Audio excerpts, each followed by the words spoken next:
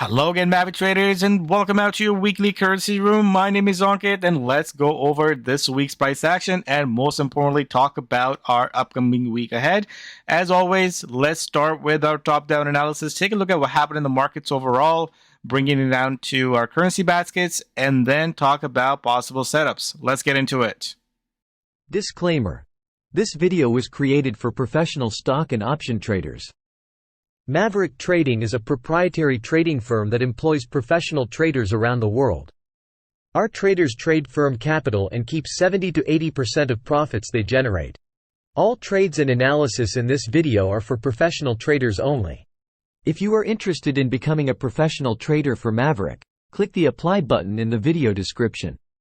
Let's break down what happened today. So looking at the market last week, it was quite an exciting week. Again, equity markets broke out higher. It was a big week for earnings, and overall earnings were good, and that's propelling the markets higher. S&P, NASDAQ, they continue to push higher. So it seems like it's the same sort of a headline that we have for each week. Last week, they pushed higher, and here we are pushing higher once again. Now, the interesting twist this week was the FOMC and the U.S. jobs report. And we were primarily focused on what the dollar is going to do, what the bond's going to do, and they both continue to rise. So we are in an environment where the equity markets are going higher, the dollar is going higher, and the bond yields are going higher. So the dollar and the bond yields, most of that move came today after a very strong jobs number across the board. So this is where we are. No changes from central banks, but the Fed Chair Powell did hint that no rate cuts in March. Remember, a lot of expectation. People are getting ahead of that move, wanted to call the dollar short, and wanted to call for markets to cut rates. And again, I think markets looking pretty strong. All the economic data is pretty strong. And here we are, a bit of a confirmation from the Fed that they are not looking to move on the interest rate in March. So that's where we'll probably see a bit of a scaling back of some of the bearishness that we have seen in the bond market and in the US dollar. Now, let's take a look at the schedule. You can see that it was a very busy week across the board. Let's take it one by one. We had Strong's number out of the US. That's a theme across the board. Australian dollar CPI, that was actually weaker than expected. So that is bearish to Australian dollar. We have no changes from the numbers in China's manufacturing PMI. So not a whole lot there. You can see that the Canadian GDP was a little better than expected. The big focus really was in the second half of the week when we had the FOMC. So the FOMC, they caused a roller coaster move in the markets, but it just didn't go anywhere for Thursdays. The big move really came on Friday with the jobs report. You can see it was a beat across the board. They were expecting for a weaker number, and you can see the unemployment rate actually dropped down to 3.7. And look at the number, the non-farm payroll change, 353,000 versus 187. And another big jump in this average hourly earnings. That's doubled 0.3 to 0.6. So this really is a strong report for the markets and for the equities. So this is the theme across the board. Now, if we take a look at let's go over last week events and take a look at percentage change and see where and which area was the best performing across the board. Now, looking at the S&P, up 1.27%. World Stock Index is following. The crypto markets is quiet, only up 0.64%. Gold, 0.94%. There's a big drop in the oil market. Remember, oil was like a -2 and a -3, and it just jumped. And we're seeing the market completely reversing some of the gains we've seen in the oil market. Now, taking a look at the S&P, you can see there have been a couple of times in the last couple of weeks where it seems like market wanted to roll over, and guess what? More buying just come in. This is a strong price action. The way we're closing almost at the highs of the week. So going into next week, there's no doubt that there's strong risk-on sentiment in the markets.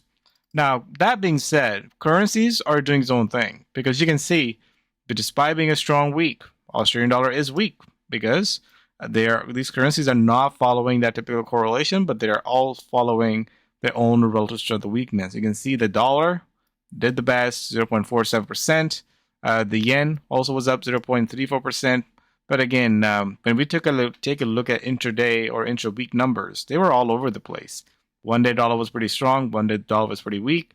the way we are ending the week, we are ending on a strong note in the dollar. Swiss franc, flat. Euro slightly weak. Pound slightly weak. The Canadian dollar up nicely again, getting that boost from this correlation that we see between the USD and CAD. That's getting a little boost there. Kiwi, on the other hand, was flat. It raised a lot of the gains today on a Friday. So I think there's a lot to extrapolate from the charts as we got this turnaround day today and probably lead into next week. Taking a look at crypto markets, you can see Bitcoin was strong and Ethereum was strong, but then the Bitcoin Cash and Litecoin was not.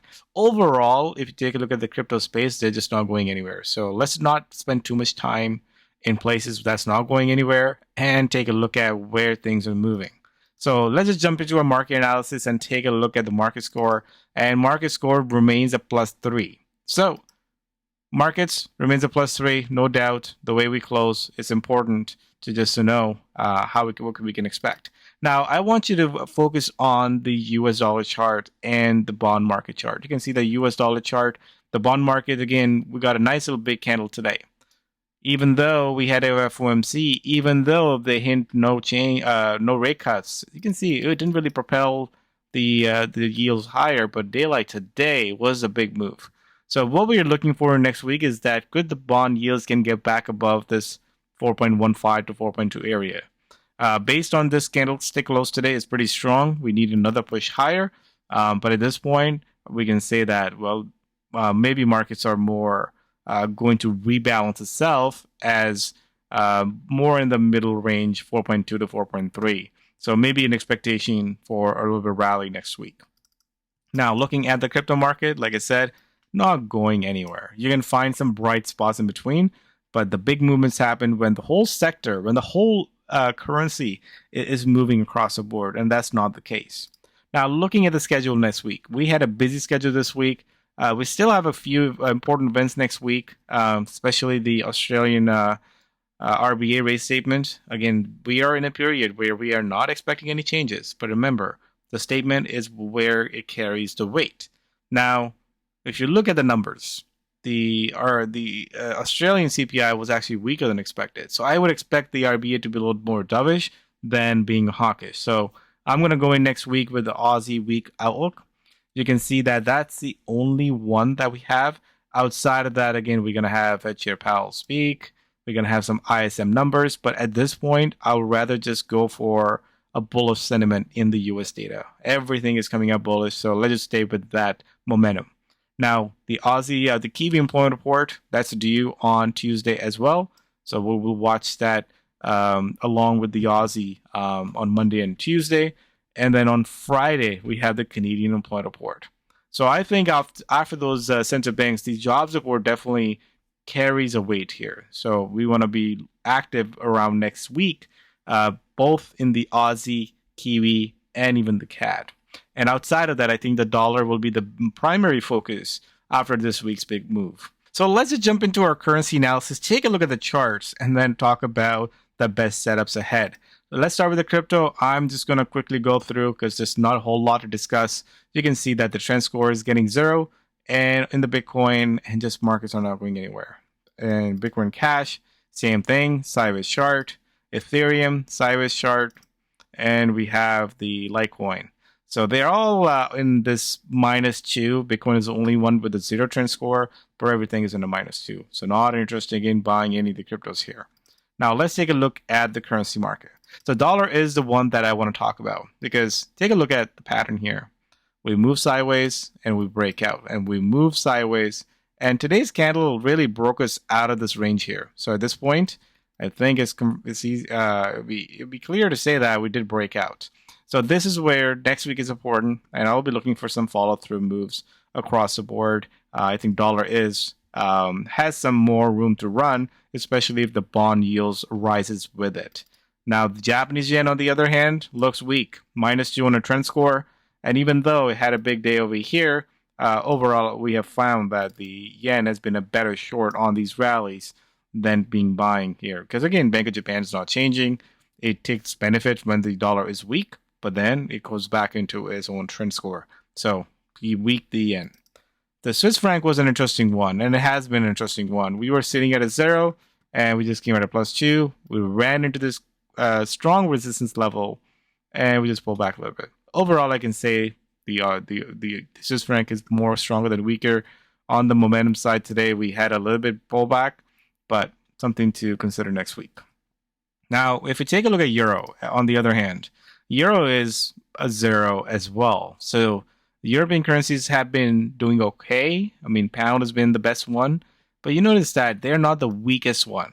They're just like right there in the middle. So let's not try to, trade these currencies pretending that has a good trending score. Maybe Swiss franc does, euro it doesn't. So this is where you get to decide how aggressive you want to be on a currency.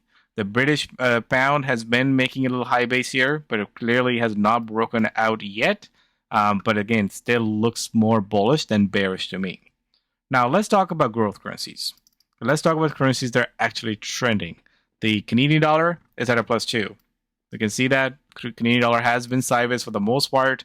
It's breaking out. I like this to buy on a further upside. So I go back to the trend score of a +2. I'm going to continue looking for that direction. Now, talking about weakness, Aussie clearly failing or breaking lower. You can see that it went sideways a little bit. Any short-term pops that are happening just get sold, and that's a bearish sign. You can see there's a little rally that happened here and then quickly rolled over. So I do like Aussie more to the downside. I'll be pursuing that, especially with the RBA statement ahead. Now, looking at the RBNZ and the Kiwi employment report, Kiwi looks weak as well. It's in a range. Perhaps we'll take a look at a breakout to the downside from this area. Now, the velocity score looks weak as well. And especially if the dollar stays strong, I think the Kiwi and the Aussie probably the biggest loser. Now, looking at the trend score, it's pretty clear. There are certain things in the middle, but most of the things are on the left, +2 or a -2. Remember, this is what you want to trade when things are at +2, -2. When things are between 0 to a 1 to that's not a good trending score. So trade the things that are moving. Aussie against the Kiwi. Aussie against the USD. Aussie against the CAD. And we can also perhaps look at Aussie against Swiss franc and the pound. Same thing go with the Kiwi and same things go with the yen. These are the pairings that are moving and we need to pay attention to. If there are rallies in between, it's okay. Those are the rallies that we want to take advantage of and sell it. Now, looking at the velocity score, you can see a day like today, Kiwi was the weakest, so was it Swiss franc, but the biggest one really was the dollar and CAD. And dollar and CAD were actually sitting much weaker this morning, and we talk about this in our non-farm payroll class that we did. We covered this live, and it was the right call to be on the sideline because everything looked weak. But we had that major reversal that really propelled dollar and CAD higher. So that's what the velocity is. And perhaps we'll be taking a look at that continuation of this velocity going into next week. So let's take a look at possible trades ahead and we'll wrap things up. Do you want to be a professional trader? Maverick Currencies is the oldest US-based Forex and crypto prop trading company that will pay you for trading with our capital. Trade our capital and keep 70 to 80% of the profits. We are looking for traders just like you that are hardworking and motivated. Click the apply link on the top right of this video to see if you have what it takes. That link takes you to a 4-minute video that explains the trader position available, and you read a list of FAQs that answer pretty much all the basic questions you have at this point. After watching the video and reading the FAQs, if you're interested, fill out an application, then you'll watch the full-length recruiting video, and then schedule an interview with one of our traders. Are you our next trader? So let's start with the USD. So you can see the USD is a clear break of the resistance. How high could it go?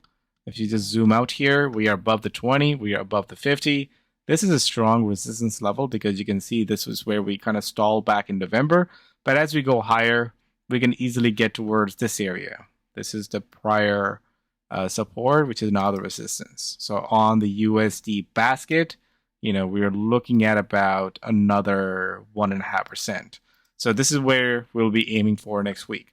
I also want you to take a look at the bond yields as well, because I think that's where we could, if the bond yields continue to rally from this level and get towards that 4.2, again, that is going to help the USD. So that's the trade we'll be pursuing next week. So looking at that, let's take a look at the possible setups. Possible setups, Aussie USD short. You can see that I have these lines drawn, and we are still below the 20 to 50, and we had a nice clear breakdown. So I talked about this in the class today. You know, we had a big move. I said we are right at the support, and perhaps we're going to be taking a look at breakout, maybe not today, but going into next week. And that's exactly where we are, confirmed breakdown, and it's sitting at the lows or close to the lows of the day. So Aussie dollar goes on the short. Which time frame you want to be shorting it on? I mean, take a look at a 4-hour chart. It looks interesting because we have been sideways from January 17th all the way till the end of the month. That's a 2-week sideways price action. And now we're breaking lower. So you see we're getting a bit of a positive candle here. I would like to see this candle have a little bear rally, and you want to short that into. Same setup goes with the Kiwi dollar. Its Kiwi dollar is still sitting at the bottom end of the support, but that's something that, you know, look for any bear rallies to kind of short into. That's what I'll be looking at.